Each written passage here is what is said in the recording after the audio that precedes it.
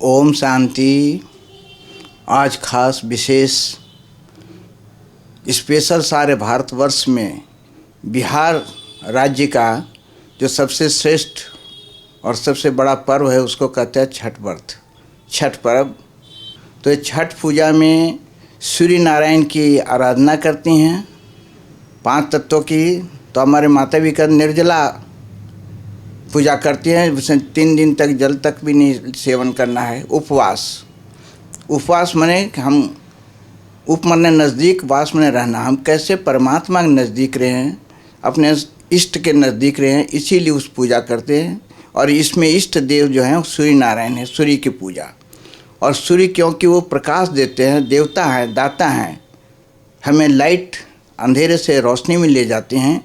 इसकी यादगार ये छठ व्रत की पूजा है। दूसरा ये 5 तत्वों में से दूसरा जल है कि जल में खड़ा होकर के आराधना उसमें करते हैं बहुत सम्मान के साथ। और ये सारी तीसरी बात जो है कि इसकी पूजा की 2 प्रक्रिया, एक दिन पहले उपवास करके खंडना करते हैं, दूसरे दिन शाम का अर्घ करते हैं डूबते हुए सूरज का, और नेक्स्ट डे पारण कहते हैं।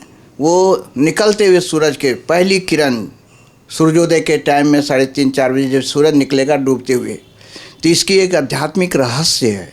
सारी चीज़ के पीछे एक पौराणिक, एक सांस्कृतिक, एक हमारी आध्यात्मिकता से भरपूर है कि जो परमात्मा ज्ञान सूर्य हैं वो प्रकट होते हैं, आते हैं तो कलयुग के अंधेरी काली रात में आकर के नए दुनिया के प्रवेश, नई दुनिया सतयुग उसके लिए रोशनी में ले जाते हैं, प्रकाश में ले जाते हैं। जो आज अंधकार में लोग भटक रहे हैं, दुखी अशांत हैं, इसीलिए शाम को अर्घ देते हैं कि डूबते हुए सूरज के साथ भी हमें अपने धौर्यता नहीं खोना है।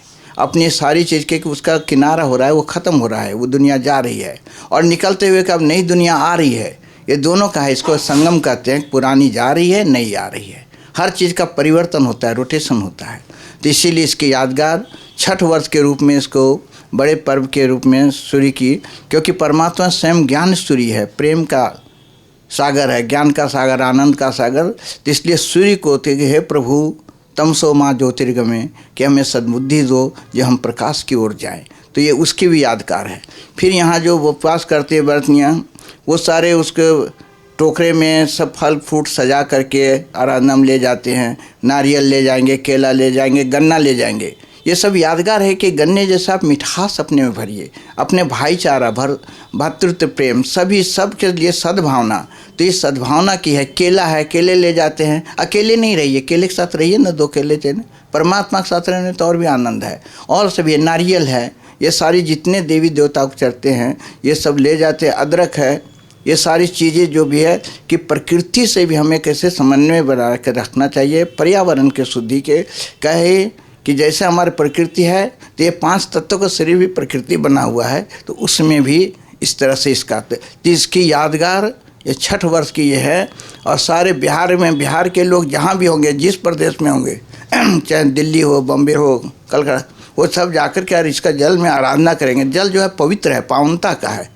और ये सारे जो सूर्य है पवित्रता की निशानी है, पावन के सागर है कि अपवित्रता के जो कीटाणु है जो आज देख रहे हैं, पापाचार, भ्रष्टाचार, काम, क्रोध, लोभ, मोह, अहंकार, ये विषय वासनाओं से कैसे हम मुक्ति पाएँ, उसके लिए ज्ञान प्रकाश सद्बुद्धि दो भगवान।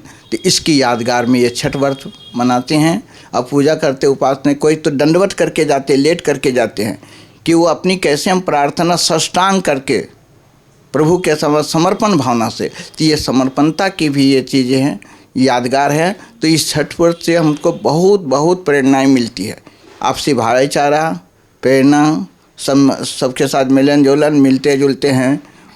मिठाई में ठेकुआ बनाते हैं, ये सब बनाते हैं, ये बिहार के खास चीज़ें हैं।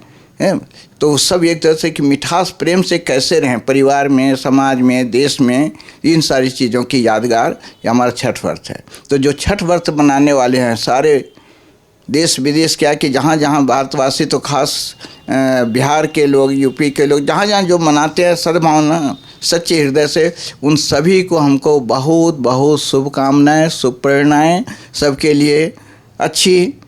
1-2 को मिलनसार से 1-2 को आगे उन्नति बढ़ते रहे, किसी के पीछे खींचने नहीं, एक दूसरे प्रगति उन्नति सतत के लिए ये पर्व है। इसकी आज सभी को बहुत बहुत मुबारक हो, बधाई हो, शुभकामनाएं हो। धन्यवाद।